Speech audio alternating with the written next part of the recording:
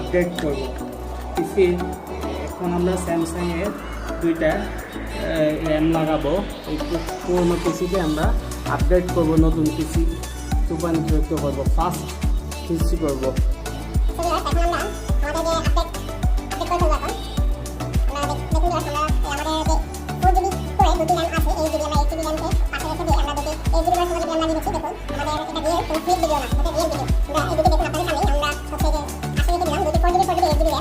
পাশে আছে আর এই দুটো দেখুন, আমাদের এটা দুটো 8GB PCI Express।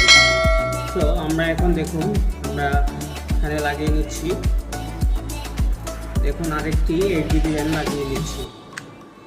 লাগানোর পরে আমরা এখন আমাদের যে ব্যাক কভারটি আছে, দেখুন আমাদের এখানে কোনো ধরনের ভিডিও এডিটিং হবে না, আমরা এটা রিয়েল ভিডিও, দেখুন আমরা আপনাদের সামনেই এটাকে আমরা ব্যাক কভারটি লাগিয়ে